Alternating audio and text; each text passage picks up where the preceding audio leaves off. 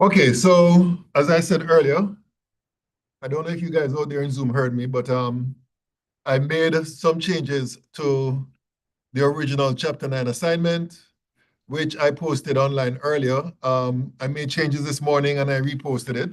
So let me download it right now, actually, if I haven't done so already. Okay, here it is. Actually, it's downloaded already. So you guys out there in Zoom can access it, and I'm going to hand out copies to your fellow students here.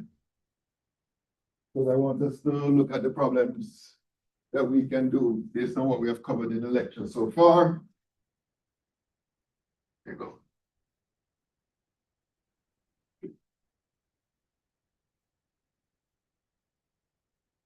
Okay, so the first question in this chapter has to do with the Born-Haber cycle. And if you remember, the Born-Haber cycle is basically um,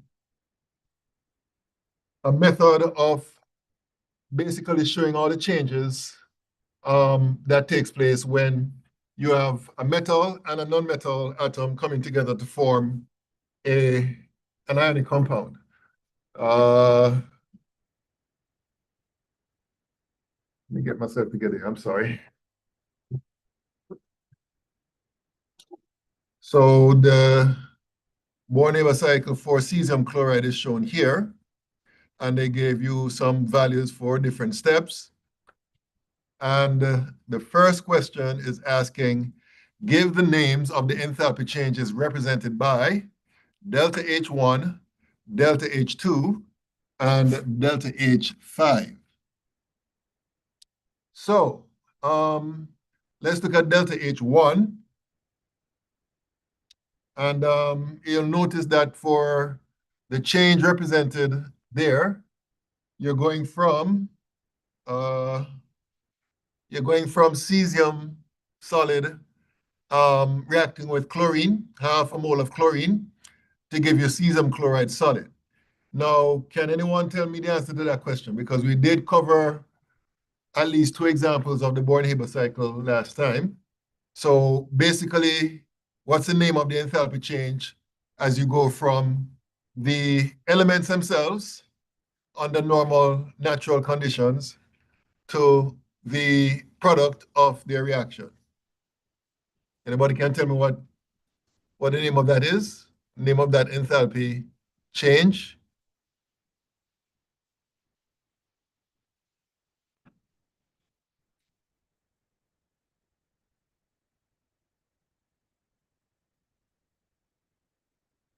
Feel free to look in your notes from before to help you to answer that question, because I showed one example and then I did another example from the PowerPoint.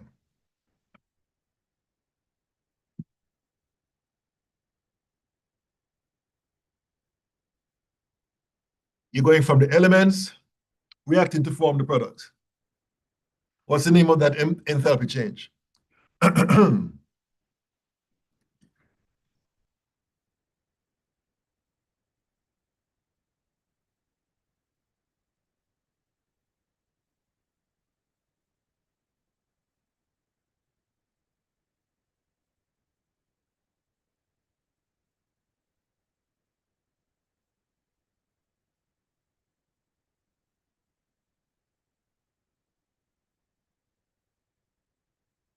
Okay, does this sound familiar to you guys?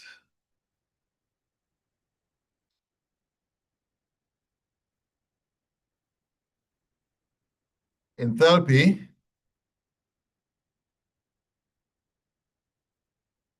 of formation.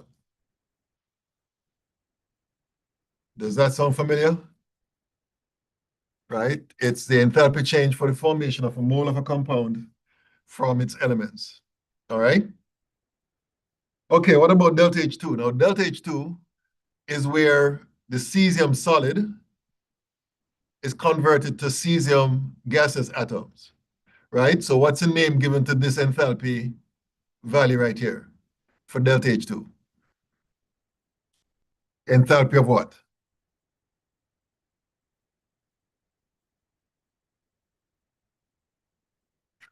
Ah, Mr. Hernandez, you're correct. Enthalpy of sublimation. All right. Remember, sublimation is what happens when you convert a solid to a gas. All right. Okay. And then we get to delta H5. Now let me see where delta H5 is. Oh, delta H5. All right, let me clear this here to avoid confusion. Okay, so delta H5 is right here, right? And basically, in the case of delta H5, you're going from chlorine gas to chloride gaseous ions because it acquires an electron, right? So what's the name given to that enthalpy? Where chlorine gaseous atoms are converted to chlorine gaseous ions. Again, feel free to look in your notes to answer that question from what we did last time.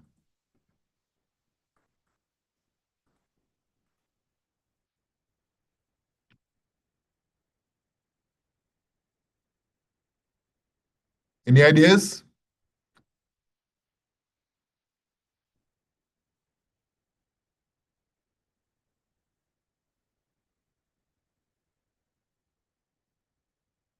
Hmm? Exactly. Electron affinity is the answer. Electron affinity. All right. So the next question is calculate the value of the lattice energy, which is delta H6. Now, if you remember, I said that what is considered to be the lattice energy differs from textbook to textbook or from any chemistry source um, that you may encounter online. And remember, I said that I'm going to stick to the definition as stated in your textbook, which means that the lattice energy would be the energy change going from the solid to the gaseous ion. So instead of how it is represented in your handout, we're going the opposite direction, right? So that's what the lattice energy is, delta H, lattice energy. And the question is asking for you to calculate that. So basically, if we go according to, let me make this a bit smaller so it's more manageable.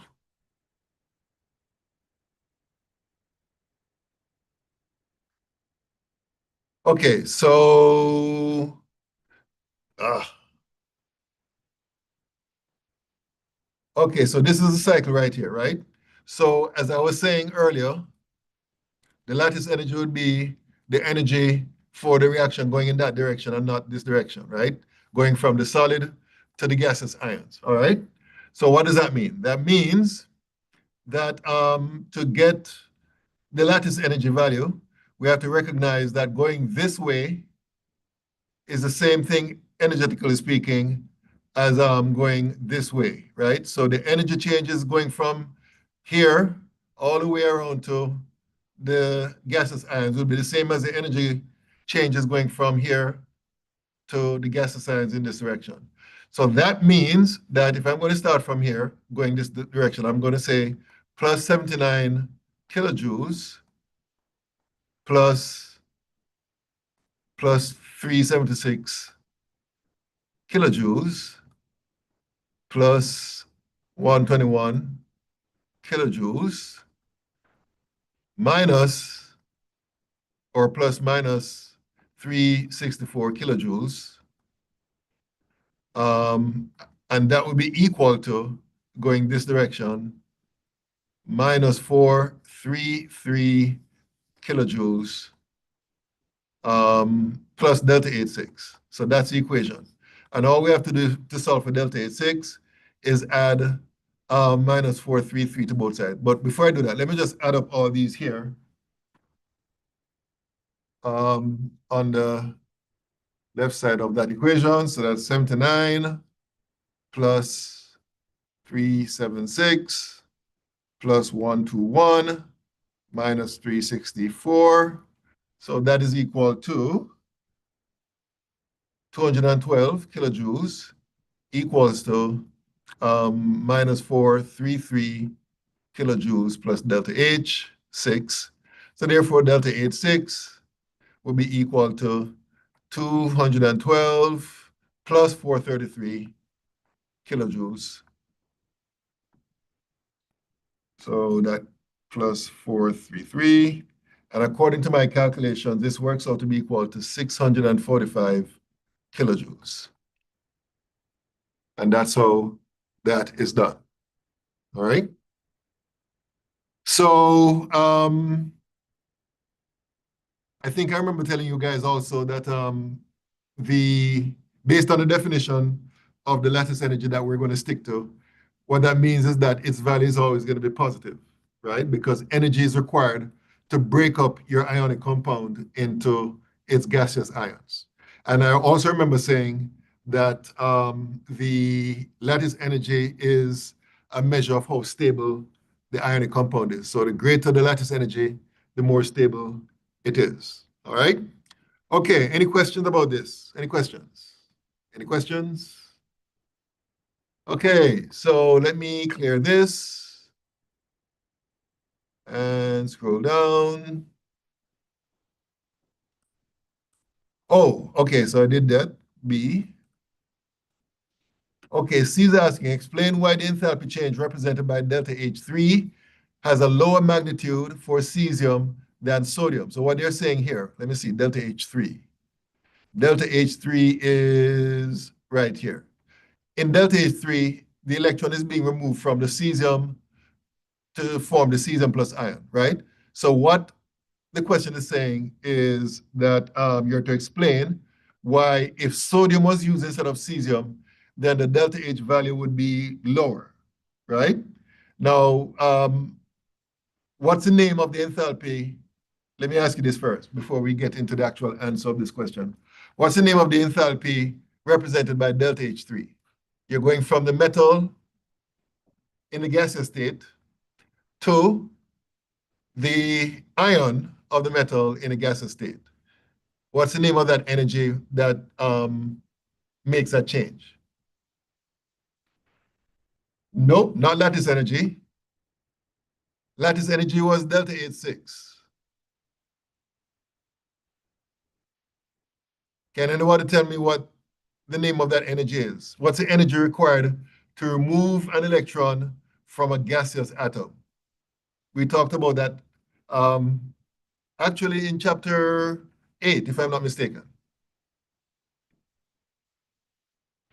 The energy required to remove an electron from a gaseous atom.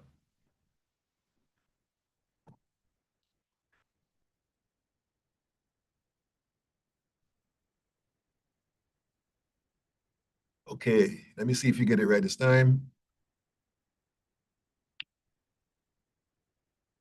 Nope, not bond dissociation energy, that's different.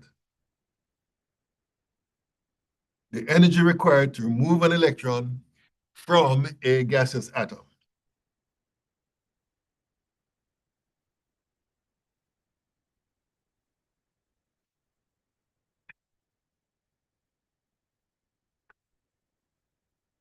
Exactly, ionization energy. Thank you, Miss Anwar. So what do we know about the ionization energy trend as you go down a group? That's the next question. So group 1 starts with hydrogen, then lithium, then sodium, then potassium, and if I'm not mistaken, cesium. In fact, let me get my periodic. I should have a periodic here. So it's lithium, sodium, potassium, rubidium, and then cesium, right? So how does the ionization energy varies as you go down the group? It what? Decreases, exactly. Let me see, somebody's saying something here. It decreases.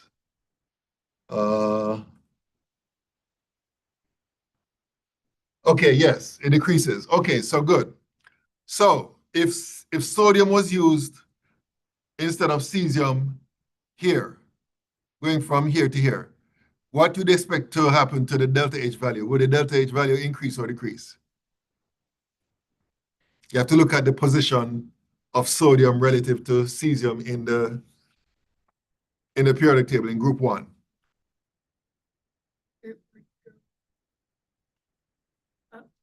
Exactly. The ionization energy will be higher in the case of sodium compared to cesium. So that's basically the answer to this question, right? Explain why the enthalpy change has a lower magnitude for cesium than for sodium. Basically, the answer is that because sodium or cesium has a larger size compared to sodium, it is easier to remove the valence electrons, and therefore the first ionization energy would be lower. All right, so let me write that down. So cesium is larger than sodium, and therefore the valence electron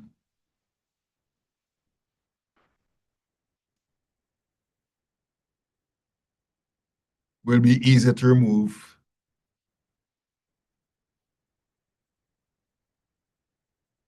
and less energy will be required. And less energy would be required.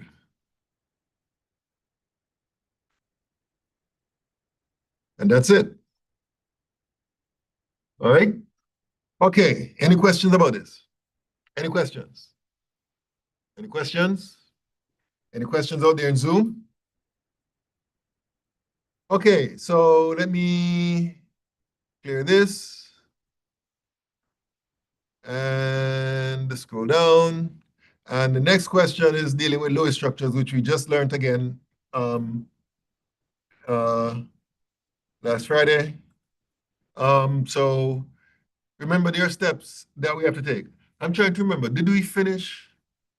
Hold on, let me check something out here.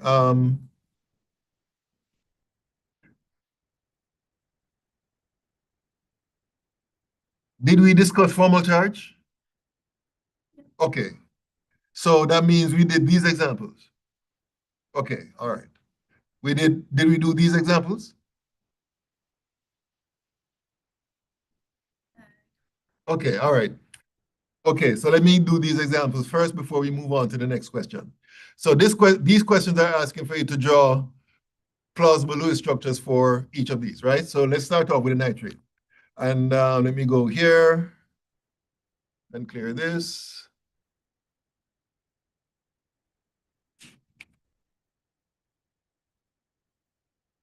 Okay, so let's see if you remember the steps involved.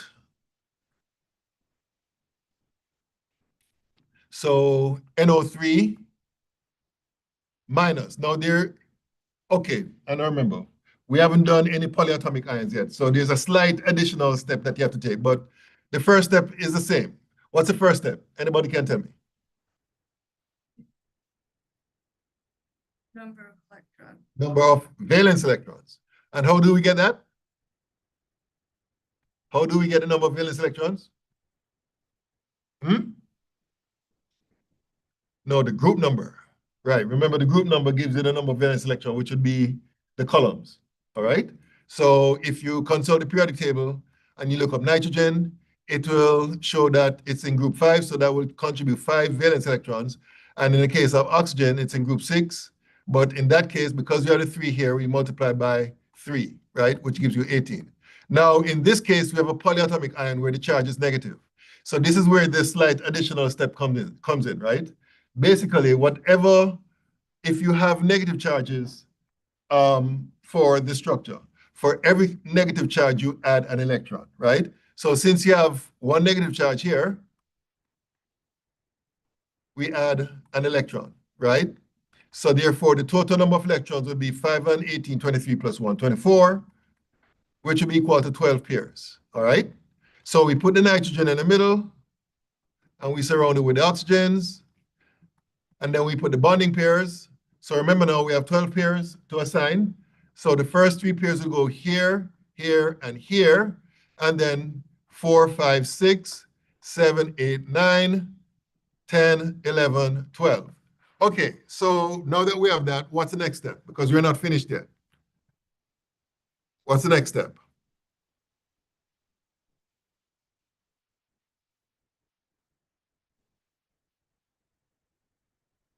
Hmm? Again, feel free to look in your notes.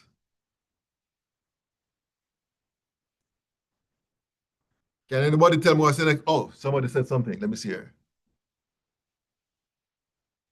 Formal charge. Yes. Thank you, Mr. Hernandez. So, how do we calculate the formal charge? I gave you a formula. Can anybody tell me what the formula is?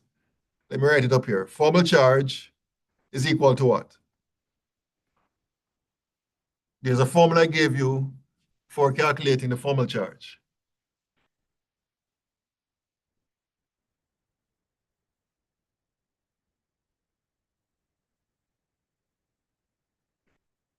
Okay, somebody said something here online.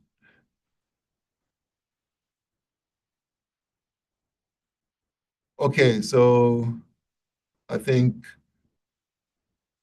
okay, I'm not sure what you mean by that, Miss Anwar. Um, half bonding charge. Oh, okay. I see some change here. Okay.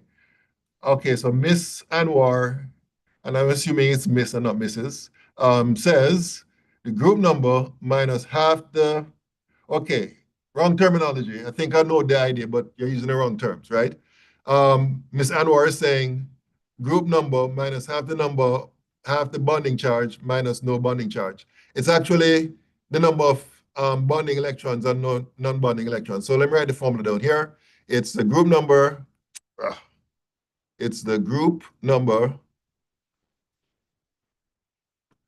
I keep messing up.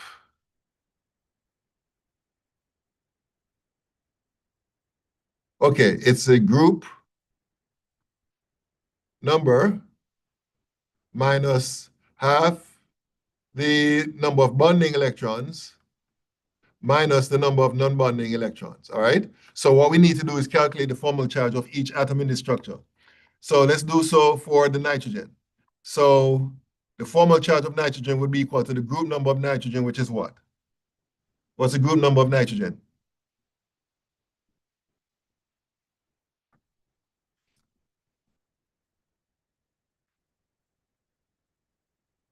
What's the group number of nitrogen? 5 minus half the number of bonding electrons. So how many bonding electrons does nitrogen have? Remember, each line represents 2 electrons, right? So 6 would be the number of bonding electrons minus the number of non-bonding electrons. In the case of nitrogen, that's 0, right? So this would work out to be 5 minus 3, which would give plus 2. So the formal charge on the oxygen, I'm sorry, on the nitrogen is plus 2. And then we do a similar calculation for the oxygen. And it's the same calculation for each of them because they have the same electronic arrangement, right? So the formal charge for oxygen is equal to the group number, which is what? 6 minus half the number of bonding electrons. So we focus on one oxygen, right? How many bonding electrons does it have? 2. And then how many non-bonding electrons does each oxygen have? 6, exactly. So this works out to be equal to minus 1, right? So each oxygen will have a minus 1 charge, and the nitrogen in the middle will have a plus 2 charge. Now, here's a question that I remember doing one example at least from last time, where we have a situation where we have an atom with a negative charge bonded to another atom which is positively charged, right? What will happen in that particular situation? Formation of a double bond, right? So what's going to happen in this case is that one of these pairs of electrons will come down here to form a bond here. So an extra bond right here. So that negative charge will cancel out the one of the 2 plus charges, right? So that's one thing that will happen. Now, you might be tempted to think that because another plus charge will remain here, that another pair of electrons could come down like this and form another bond, right? But that will not happen. And the reason why that will not happen is because nitrogen, hold on, let me see here. Nitrogen is in period 2. And elements in period 2 cannot have more than 8 electrons on its outer shell. All right? In fact, that is true for period 2 and period 1. Now, when it comes to elements beyond that, period 3 and below, the term that is used is expand their octet, right? So basically, they can have more than 8 electrons on their outer shell. So you will not have another bond being formed. So the final answer is going to be O, double bond N, O minus, and then O minus, right? So this would be the final answer right here. And I'm just going to put a comment here saying that nitrogen and other elements in period 2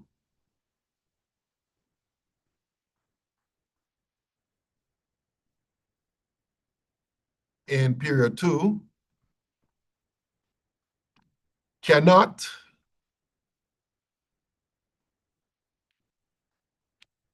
have more than an octet.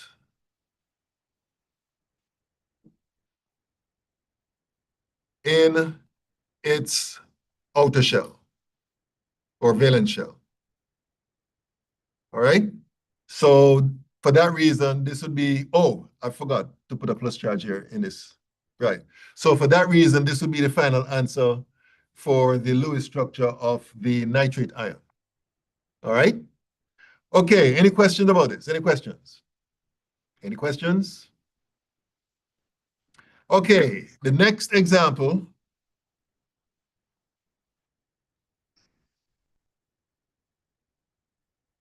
Okay, what's going on here? Where's that thingy? Okay, is the carbonate ion. So let's go back to this here.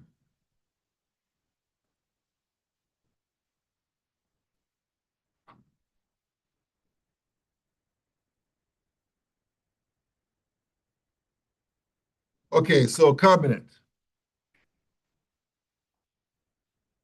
CO3 2 minus. Okay, first step. So what's the first step?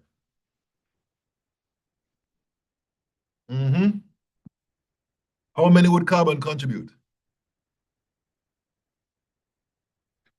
4. How many would oxygen contribute? 6 times 3, because there are 3 of them. Okay, and then when it comes to the negative charge, the negative 2 charge, that would contribute how many? Plus 2. So again, you're going to end up with 24 electrons, which would be equal to 12 pairs. So we put the carbon in the middle, surrounded with the oxygens, and then we put the bonding pairs first, which would be 1, 2, 3, and then the non-bonding pairs around the oxygens, 4, 5, 6, 7, 8, 9, 10, 11, 12. And then we calculate the formal charges, right? So the formal charge is going to be equal to the group number minus half the number of bonding electrons minus the number of non-bonding electrons, right? So what's the group number for carbon? 4 minus half the number of bonding electrons. So how many bonding electrons does carbon have? 6, right? Minus non-bonding electron, which will be 0. So that's 4 minus 3, so that's plus 1 for the carbon. So there will be a plus 1 formal charge here. And then in the case of the oxygens, that would be 6 minus half of 2 minus 6. So that gives minus 1. So we have minus 1 here, minus 1 here, minus 1 here for each oxygen. So what's going to happen in this case?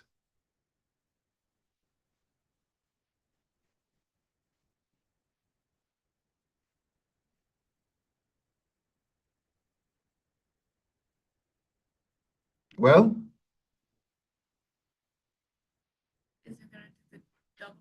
exactly. So you can do that. Oh, somebody says something. Let me see here. Okay, yes. So what somebody said here, Miss Nelson said the same thing. See here. Okay, so so the final answer is going to be O with two lone pairs, double bond C, O, and then that negative charge, O, negative charge, and that would be the final answer. All right? Any questions about this? Any questions? Okay, so let me go back to the PowerPoint to see if there's anything else we need to cover before we go back to the assignment questions. Okay, so let's go back to the assignment question. So let me do this. Okay, so I'll probably just choose two to do, and then I'll leave you to do the others. So I'm going to choose CS2 and ASO4, and then I'll leave the others for you to do. So in the case of CS2, what's the first step? That's carbon disulfide. So what's the first step? Okay, so carbon will contribute how many? And sulfur will contribute how many? 7 times. 7, you sure? What group is sulfur in? Oh, 6. 6, right? Times 2, so that's 12, right? And then we add them together to get 16 electrons, which would be equal to 8 pairs, right? We put the carbon in the middle, surrounded with the sulfurs, right?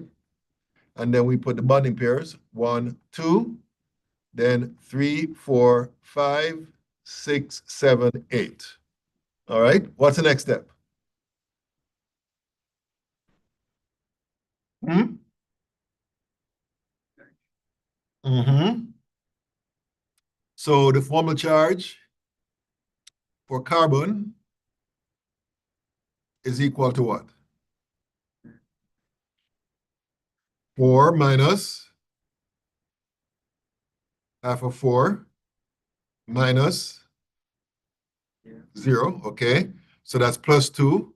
So the carbon has a plus 2 charge. And then for sulfur, formal charge of sulfur, that would be equal to what? 6 minus 6 minus half of what? 2. 2 minus 6. So that gives you minus 1. So each sulfur will have a minus 1 charge. So what do you think is going to happen after that?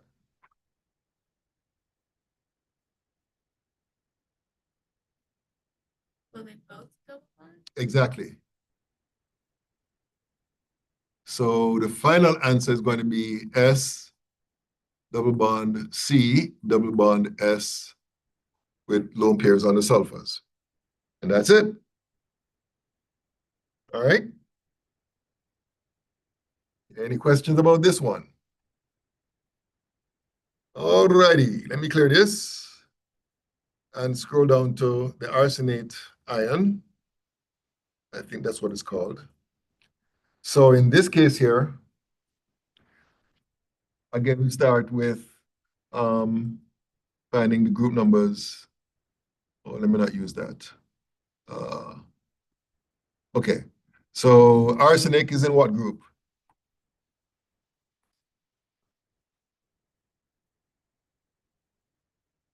5. Oxygen is in what group? 6. You have to multiply that by 4. So that's 6, 4 is 24. And then look here, we have a charge of minus 3, right? So that means that we do what? We add 3 electrons to that total. So that is 24 plus 5, that's 29 plus 3, that's 32 electrons, which is equal to 16 pairs, right? So we put the arsenic in the middle, and we surround it with oxygens. And then we put in the bonding pairs, 1, 2, 3, 4, and then 5, 6, 7, 8, 9, 10, 11, 12, 13, 14, 15, 16. What's the next step? Formal charge. So how do we calculate the formal charge for the arsenic? 5 minus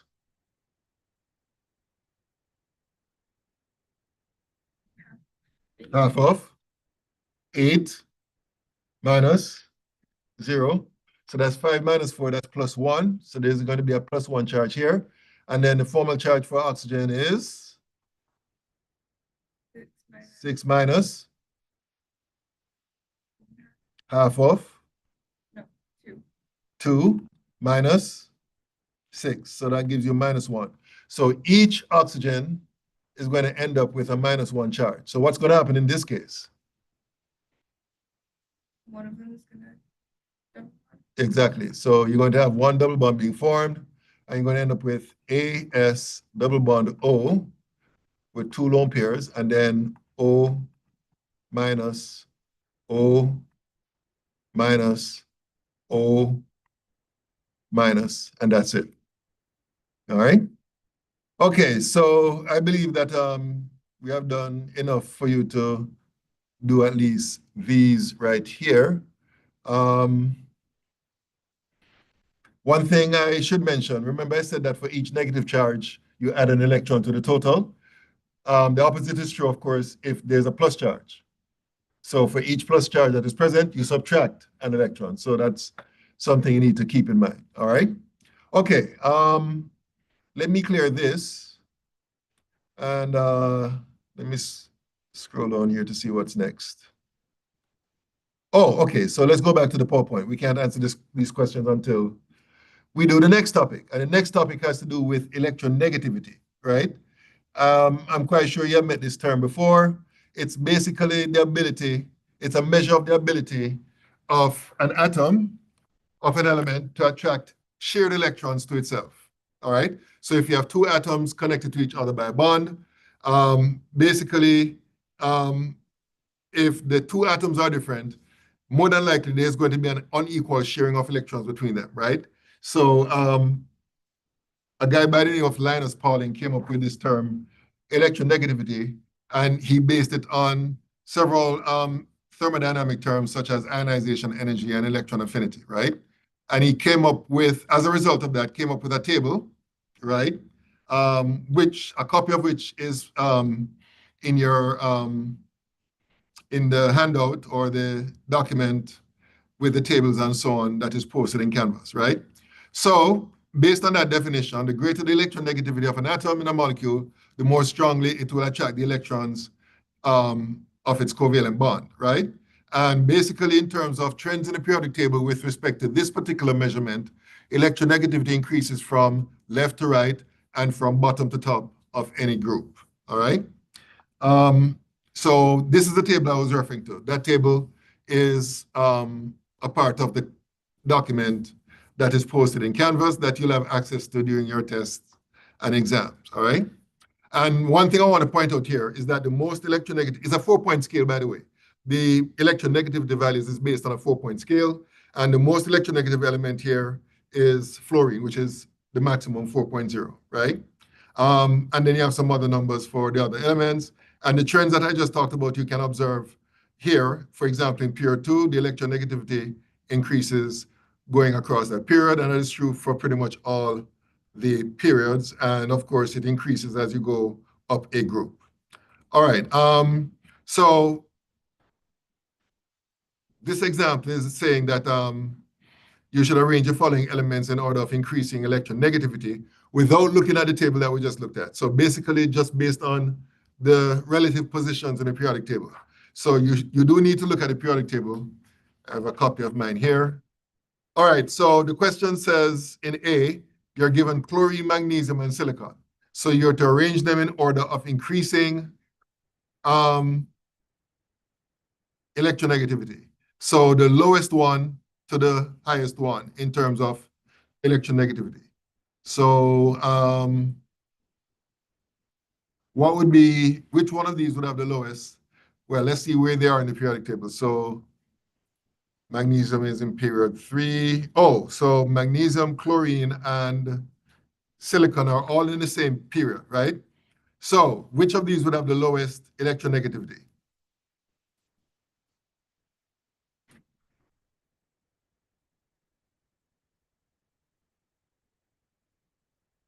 Remember now, negativity increases across a period. So of these three, which would have the lowest? Okay, somebody's responding. Okay, so you're correct. Magnesium would be the lowest.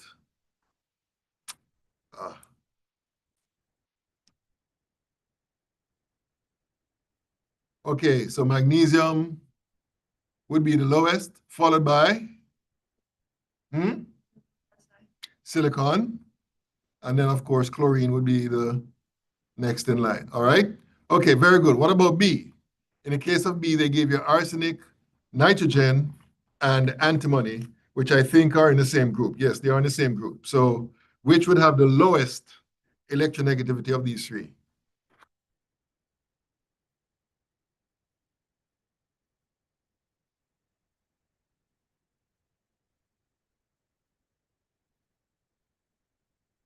SB. Antimony, I agree with you there. And then followed by AS. arsenic. And then nitrogen. Okay. And then in the case of C, this thing is slow to respond. In the case of C, they gave you arsenic, selenium, and antimony. So let me see here. Arsenic, selenium. Oh, okay. So of these three, which would have the lowest electronegativity?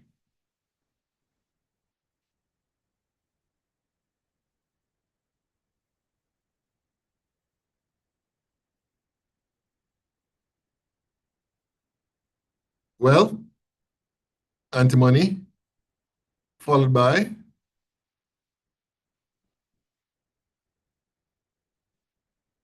AS.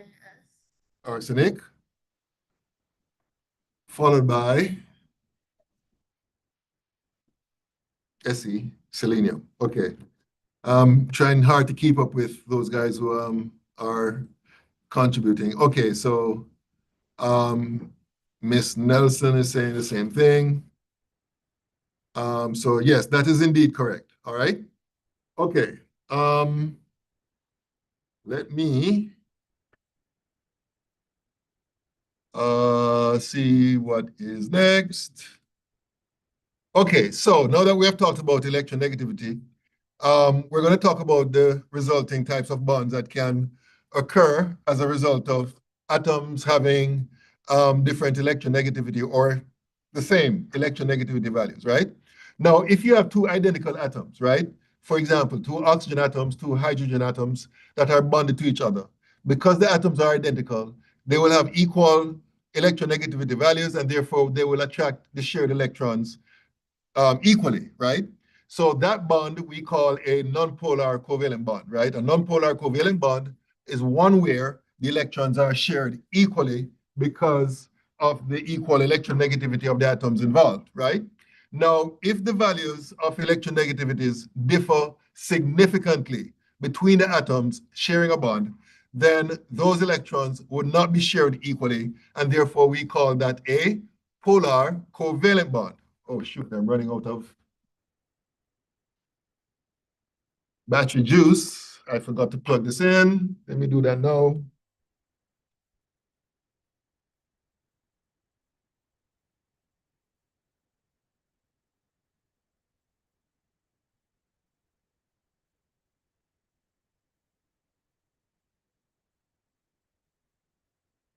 Okay, now we're in business. All right, so if you have two atoms that are sharing a pair of electrons, but the electronegativities of the atoms are so different that the electrons are unevenly shared, then we say that that's a polar covalent bond, right?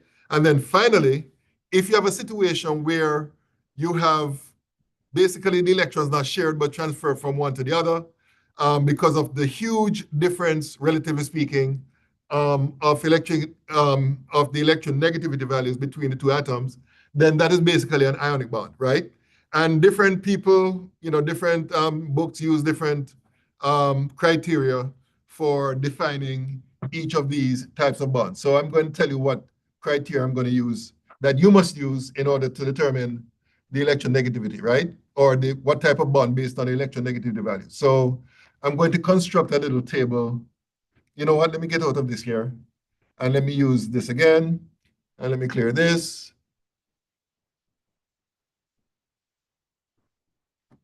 Okay, so I'm going to construct a little table right here where this column would be the difference in electronegativity values, and this here would be the bond type. All right? So if the difference in the electronegativity values goes from 0.0 to 0.4, then that bond is essentially non-polar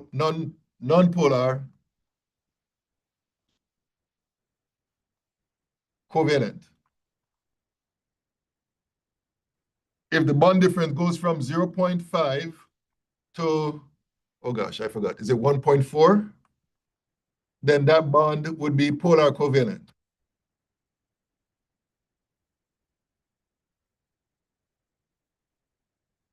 Or is it, I think it's 1.8 actually. I'm going to recheck that one. And then, I think, let me change this. I'm going to check this one here. I think it's 1.7. And then 1.8 to beyond.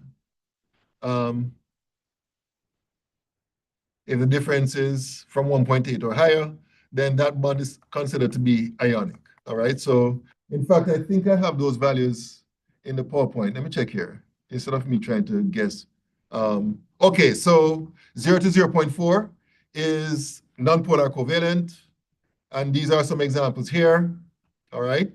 Two nitrogens, a chlorine bonded to a bromine. The differ is 0.2, which is within that range. A hydrogen bonded to a silicon, 0.3, which is again within that range, right? Now, let me see here. Okay, so I was right. 0.5 to 1.7.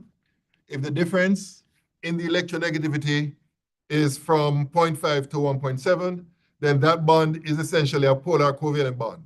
So what that means is that the electrons are shared, but not shared evenly between the two atoms.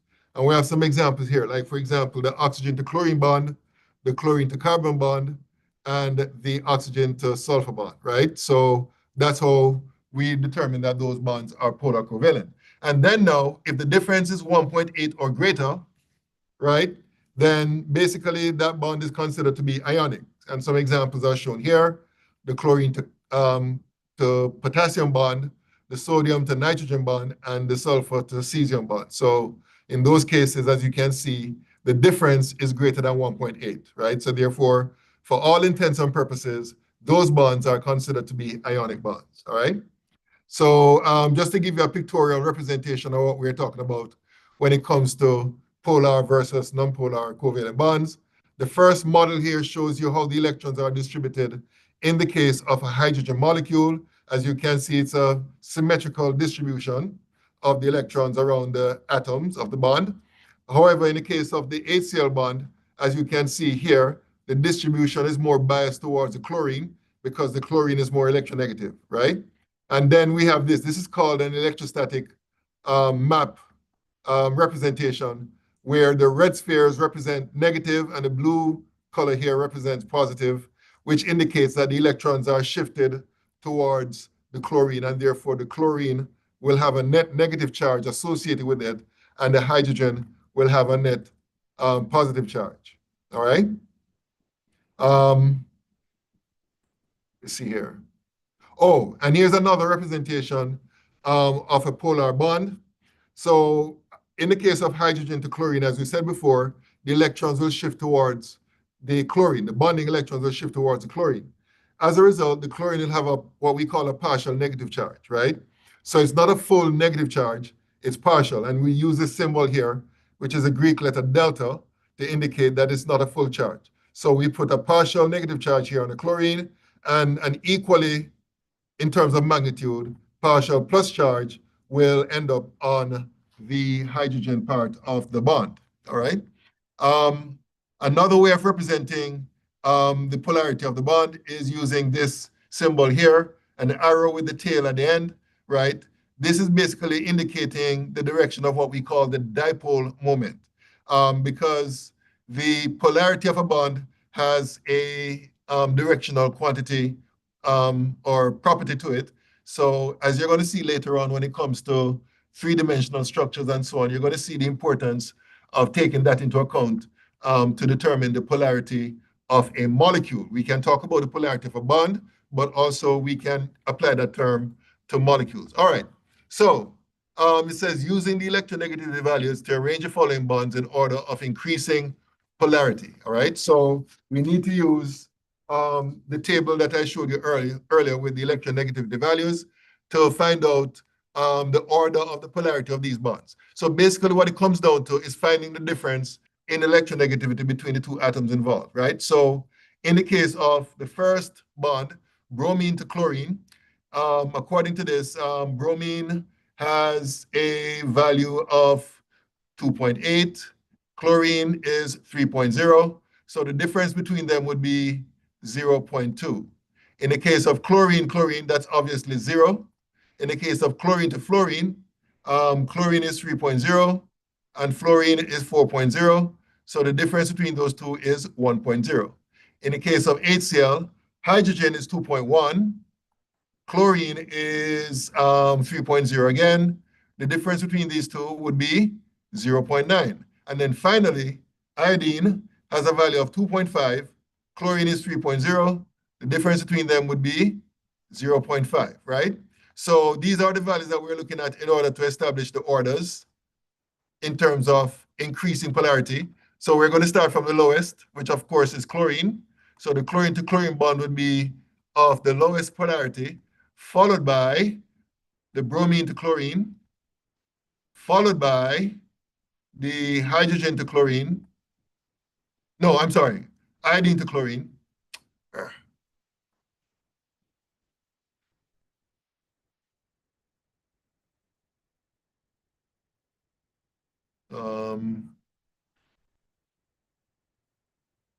So iodine to chlorine. And then after that, we have hydrogen to chlorine, and then chlorine to fluorine. And that will be the order based on the numbers, all right? And that's it for this particular example, all right? Any questions? Okay, what time is it? Okay. All right, so let me see what's next. Oh, okay, very important. Now, going back to Lewis structures, there's some molecules where the octet rule is not obeyed, especially for the central atom. In fact, for all the examples we're going to look at has to do with the central atom not obeying the octet rule, not having 8 electrons on its outer shell, right?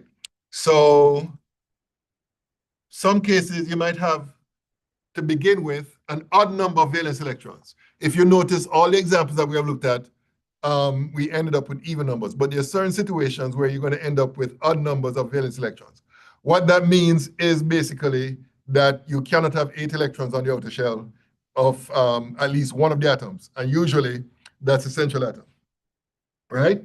So when we have those structures, these are called free radicals, and they tend to react, tend to be very reactive because they tend to want to gain an extra electron in order to complete an octet. There are some molecules that have what we call incomplete octets. In other words, the central atom will have less than 8 electrons on its outer shell. And compounds containing elements such as beryllium, boron, and aluminum tend to display this particular characteristic, right? Again, they tend to be very active or reactive because they try to react in order to end up with a complete octet. And then you have some compounds which have expanded valence shells, which means that it has more than 8 electrons on its outer shell, all right? And I think we're going to see some examples of that as well. But as I said before, going back to the example of the nitrate ion, if an element is in period 1 and 2, those elements cannot have more than 8 electrons or 8 electrons on its outer shell. or more than 8 electrons on its outer shell. So those elements in periods 3 and lower can have an expanded valence, right? In other words, more than 8 electrons. So we can talk about elements such as sulfur, chlorine, phosphorus, bromine, and others. Those elements can have 8 electrons on its outer shell, or more than 8 electrons on its outer shell if required. All right. So here are some examples. Let me deal with the bromine pentafluoride. So BrF5, bromine will contribute 7 electrons, and fluorine will contribute 7 times 5 equals 35. So that's a total of 42 electrons, which would be equal to 21 pairs, right? So we put the bromine in the middle, surrounded with the fluorines, and there are 5 of them. And then we put the bonding pairs, 1, 2, 3, 4, 5, then 6, 7, 8, 9, 10, 11, 12, 13, 14, 15, 16, 17, 18, 19, 20. So we have used up 20 of the 21 pairs, which means that the extra pair will end up on the bromine atom in the middle. So we put that there, right? And that would be the Lewis structure of bromine pentafluoride. All right? Any questions about this? And you'll notice in the case of bromine, it has more than 8 electrons on its outer shell. It has 2, 4, 6, 8, 10, 12. So this is definitely one of those examples where the outer shell of the central atom has an expanded valence property. All right? Okay, any questions about this? Any questions? All right, let me do the next one, which is sulfate, and go through the same steps. Sulfur will contribute 6. Each oxygen will contribute 6 times 4, gives you 24 electrons. And then because of the -2 charge, we have to add 2 electrons, right? So this gives a total of 24 plus 6. That's 30 plus 2, 32 electrons, which will be equal to 16 pairs, all right? And then we put the sulfur in the middle, surrounded with the oxygens. And then we put the bonding pairs, 1, 2, 3, 4. Then the non-bonding pairs around the oxygens, 5, 6, 7, 8, 9, 10, 11, 12, 13, 14, 15, 16. And then we calculate the formal charges, which I forgot to do in the previous example, but it didn't make a difference. But we need to do that here. So in the case of the sulfur, the formal charge would be 6 minus half of 2468 minus 0. So that's 6 minus 4, which is plus 2. So the sulfur will have a plus 2 charge here. And then the formal charge for the oxygen would be 6 minus half of 2 minus 6. So that gives you minus 1. So each oxygen will have a minus 1 charge. So what is going to happen in this case? What's going to happen after this?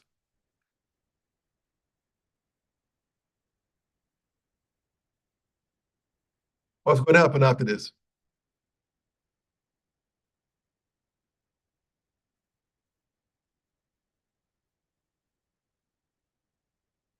Can anybody tell me what's going to happen? We have 3 atoms that are negatively charged bonded to the central atom, which has a plus 2 charge. So what do you think is going to happen in this case? Okay, somebody's saying something online.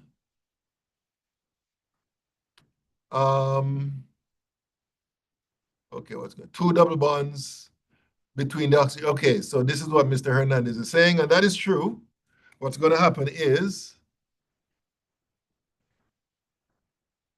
2 double bonds being formed here and here, and you're going to end up with O double bond S, single bond O, minus charge, double bond O, single bond O, minus charge. So this would be the final answer. And again, this is one of those examples where the central atom will have more than 8 electrons, right? Will have more than an octet of electrons for the central atom, all right? Okay, I'm going to leave the others in this example for you to try on your own. Before we get to resonance, let me go back to the assignment.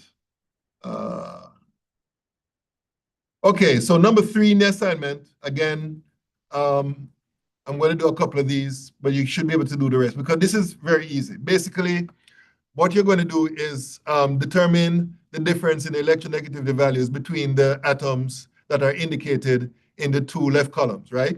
So once you find the difference, then you're going to tell what type of bond it is, whether or not it's polar covalent, non-polar covalent, or ionic.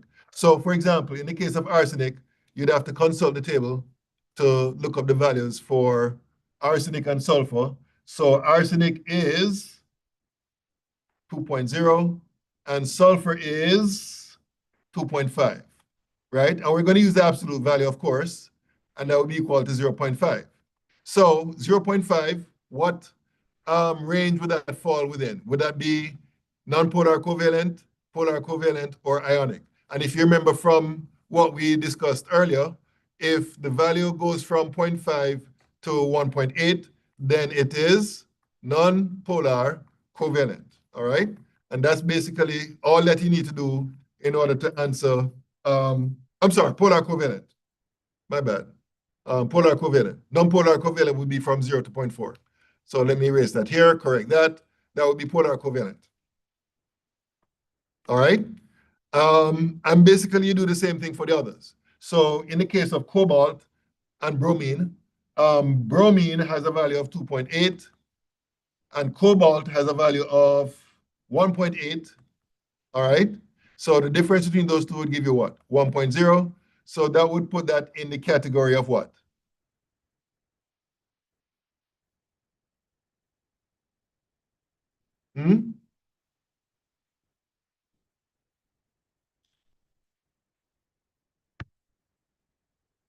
Polar covalent, exactly. And that's it. That's all you need to do in order for you to complete that table. All right? Okay. So let me clear this. And let me scroll down. Let me see if there's anything else.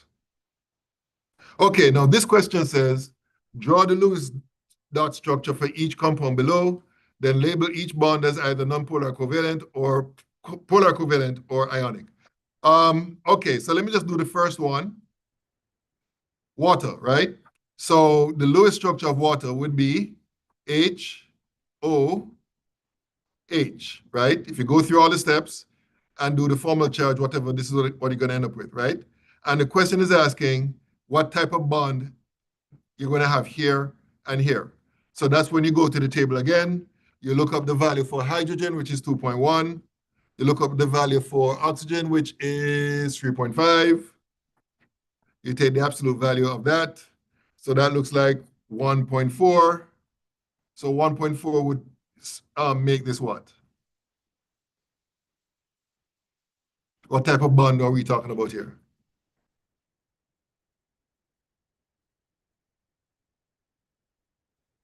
Polar covalent.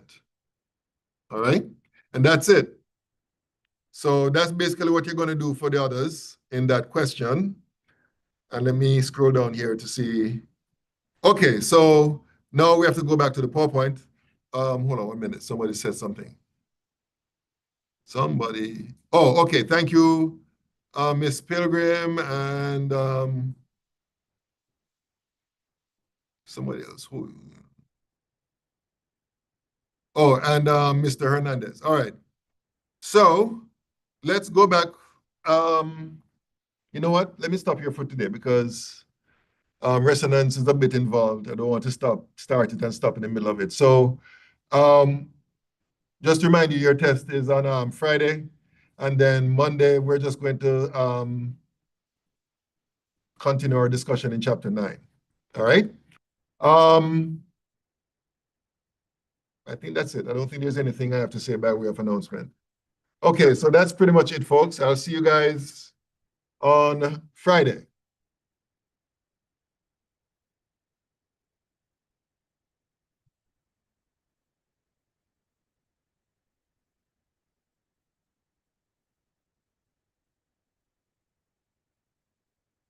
or somebody has something to ask.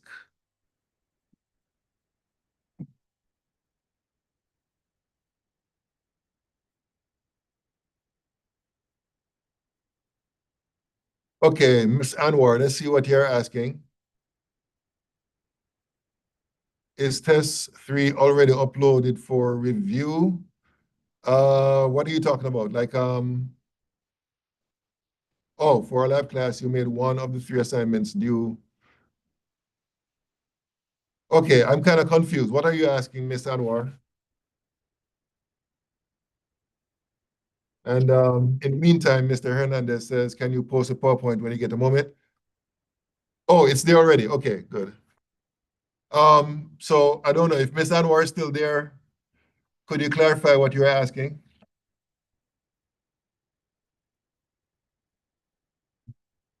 Previous test 3, you said to remind you. Oh, are you talking about a past test? Oh, okay. Um, Let me see if I can do that now. Let's see.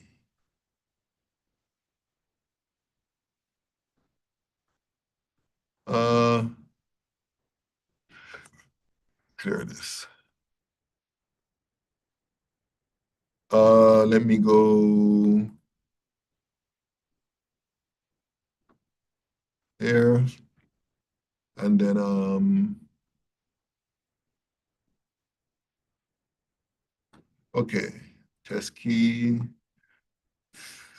Let me see. Let me take a look at this first before I post it because I want to make sure it covers the same topics.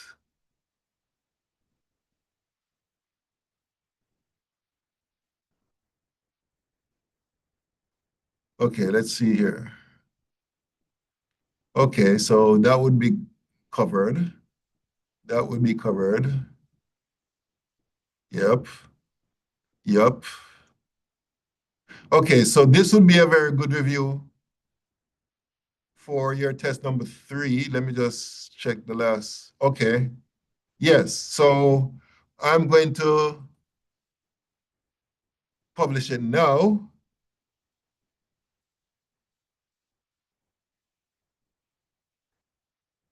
Okay, so it's now published.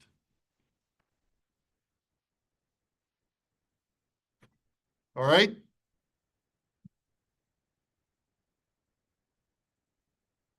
Okay, and